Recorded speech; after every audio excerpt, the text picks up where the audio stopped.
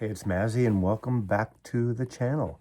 I promised you before I went on my road trip that I was going to give you my take on the two new Rhino high fidelities for January 2025. I showcased in a video before I left the two records, which I know extremely well. That is the 1973 fourth and final album of The Faces, Ooh La La, produced by Glenn Johns, and produced by John Jansen, the second album, the sophomore album of Television from 1978, Adventure. I was playing these in the last day and a half several times, the two Rhino Hi-Fi cut from the analog tapes by Kevin Gray. I did find out, it was confirmed that on the Glenn Johns produced album, they did use the UK original tape. So that little birdie kind of sent me something about that after my initial video, which I did not know which tape they're using. And of course, this is the same. Let's start with this record. Oh, but one thing I wanted to say, when I was playing these records last night and this morning, I just realized these were only 5 years apart, 78 going back to 73, and worlds of musical change happened during the 70s. I mean, I can't believe these are just 5 years old, and I'm surprised that so many people who heard The Faces didn't hear Television. I mean, they weren't on the big charts, but either were The Faces. FM radio probably played them more than Television, but a lot of people kind of stopped with Led Zeppelin and these kind of bands and didn't get into the new wave unless it was a hit like Blondie or the Talking Heads or something. So I'll get into this one in a minute, but I want to start with this wonderful record. This is my favorite of the record. Now, I did showcase the original last time. Of course, the original had this kind of wacky cover that's very much like Terry Gilliam, Monty Python-like cover. The original has that cut fold and has a poster and the insert there. Now this, obviously, the Stoughton-like jackets on the Rhinos have the gatefolds, so it's a different setup completely. They have tape box, and in this case, there's a conversation with Kenny Jones, the drummer of The Faces, and the producer Glenn Johns. And they go into the story, which I mentioned a little bit, how Rod Stewart wasn't there as much as he was on the other albums because of his solo career that took off.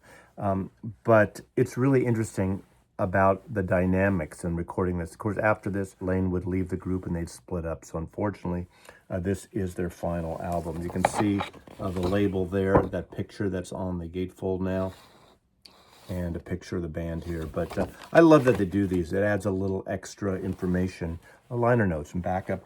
And it also does include the original facsimile of the poster, the lyric sheet, and the poster. And I have that's in the original as well. So they did pretty nice details on this. And of course, the wonderful Obi, which tells you about the provenance of this record. I love this record. I would say the comparison sound-wise is not a huge difference compared to some of the other Rhino Hi-Fi. My original, even though it's the American copy, the American Warner Brothers, not a UK copy, is very close to this. However, I do feel a little more bass, not a lot. It's not the heavy-handed bass like some reissues have when they find the tape and they find there's more dynamics or there's more stuff going on. But the dynamics are surely on this as well, especially I find with Kenny Jones's drumming. And I'm going to kind of work backwards here. Side 2 is kind of my favorite side to this record. I really prefer the Ronnie Lane songs. I think the Ronnie Lane songs, Ronnie wrote with Rod Stewart and on his own on here, more than he had on any of the other records. And I think he's got more of a folksy feel to some of his stuff, and there's more layers in the instrumentation. There's acoustic pianos, acoustic guitars, there's other instrumentation, and I love how that sounds on this over the original. Again, not by a lot, but that's where the new cut of this shines on those tracks. Opening up side 2, it's Fly on the Ointment, written by all four except Rod. Rod is probably playing soccer out for tea when they recorded that, because it's an instrumental, and it kicks ass. If you want to really kind of test your system out in terms of volume and the tightness of bass and drums, blast that track on side 2. It far exceeds the original version on my American Warner Brothers records. Again, the rest of it, not so much. Of course, Glad and Sorry is a beautiful track on here. That's the Ronnie Lane song. And Rod Stewart does a beautiful vocal, more on a ballad side of it.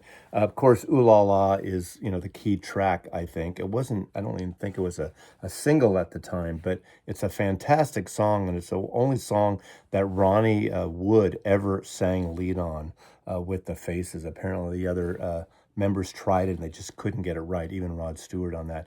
And it's got that good kind of homey, sing around the piano sound and the great acoustic guitar. That's what, again, the acoustic guitars and that instrumentations really shine, and the dynamics are really out forward and not overly forward where you lose anything else. The vocals are right there. But there were hits on here. Cindy, incidentally, is the second track. Ronnie Wood, Stewart, and McLaughlin wrote it, and it's a great funky, swampy song. That's the thing about Ronnie Wood's guitar playing. He's got a swamp sound. It's heavily distorted. It's thick. You really see why he really kind of flowed easily into the guitar seat with the Rolling Stones after Mick Taylor left. He looks the part. He sounds the part. He's not flashy in this lead like Jimmy Page-like way. So it's more of a rhythmic lead thing, and I think it really suits the material well. Again, not a huge difference from my original, but definitely more dynamic, and definitely, the instruments separate a lot better on this. So if you like this record, this is the better version from my copies by far. But not so different sounding. It's clear, and possibly because my copy has been played for 52 years now. Wow. And I played that a lot because I just adore this record. So Ooh La La by the Faces, Rhino High Fidelity, a solid choice there. Television seems to get controversy when it comes to these audio files. And as I said in that last video, the first television album, there was that whole brouhaha about artist intent. I don't want to keep repeating that, so watch that video. My take on that is, to me, it's the reissue production, the Kevin Gray's, in this case, mastering person who wants to make it the best sounding that he can. We kept hearing that Kevin didn't know what these sounded like. He didn't know television before. Well, I know television. I know what the originals sound like. This is my original white label promo, just to prove it to you. There you go, white label promo. The whole thing is, supposedly these are first off the presses at the time, first off the stampers, given to me free in 1978. It's a long time to be getting free records. Many years in between, I didn't.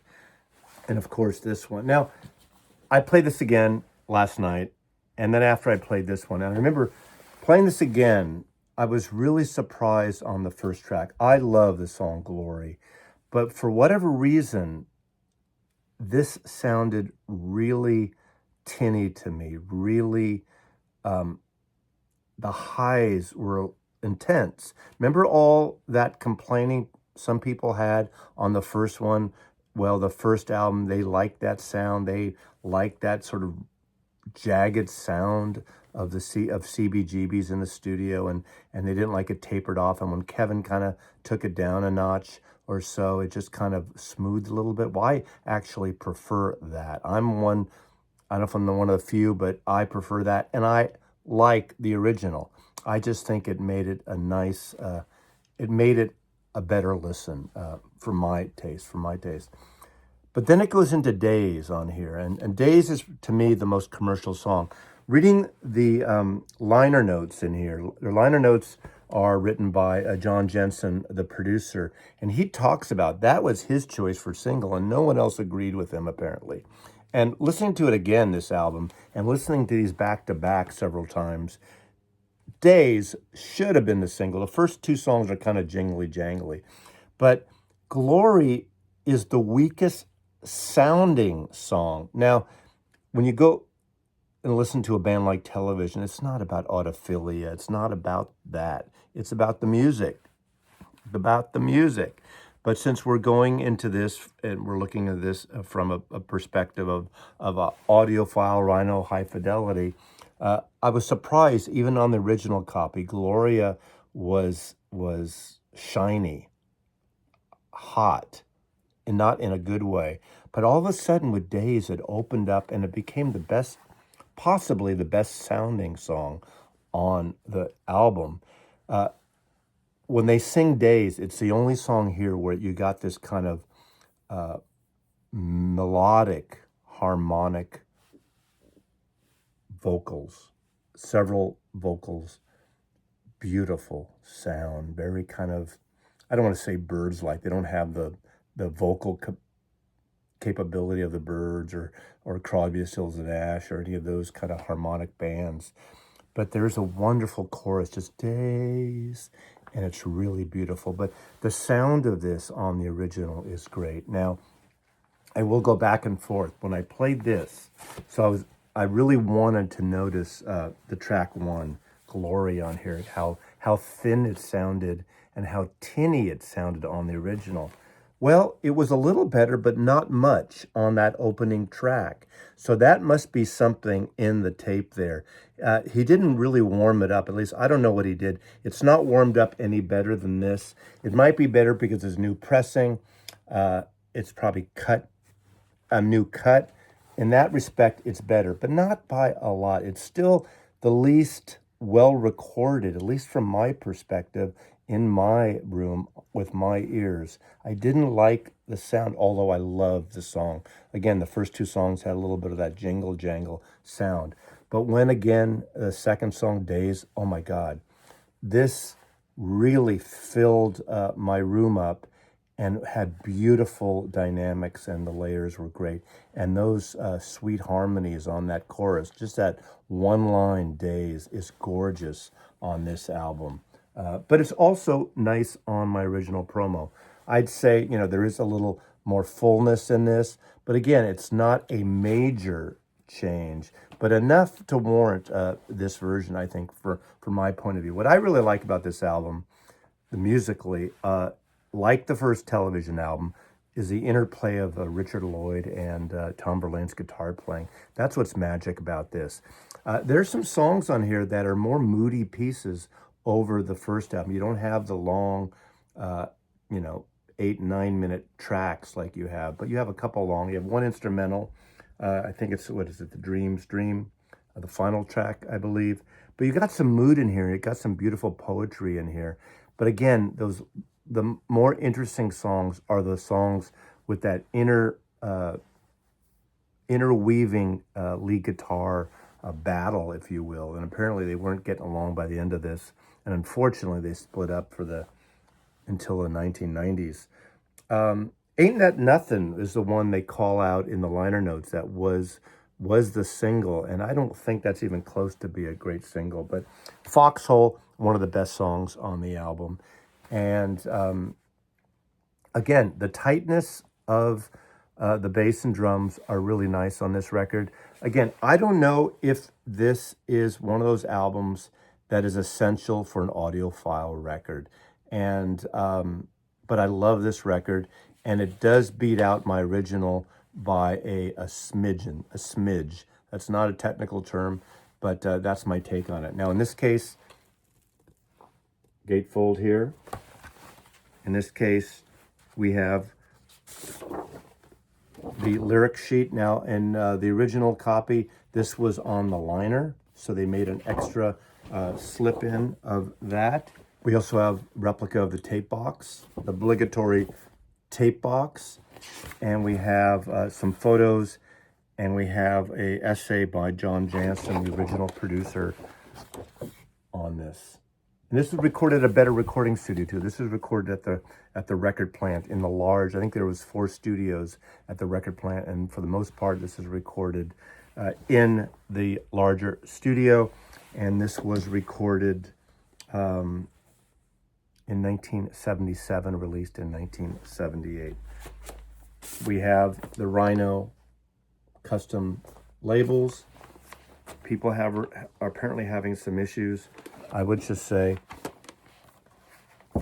give it a little push there. Slides right in. Maybe tight sleeves. Maybe they need to work on that a little bit, but I have no problem. Just a little push and a little tug. Television's adventure. So these are the two Rhino high fidelities, my take on them. I would say not major improvements compared to the other ones that have come out recently. The Doors, I think, is one of the better ones. The Emmylou Harris and the Graham Parsons. Those kind of records are well-recorded records, especially Emmylou Harris. I highly recommend checking that one out. I did get these two free. I've gotten, I'd say, half of the ones I have in my collection free. I bought the other half, and I'll always share to you my personal take on it. So thanks for watching. Put your comments below. Rhino High Fidelity. We're looking forward to what's coming next. Mazzy loves you.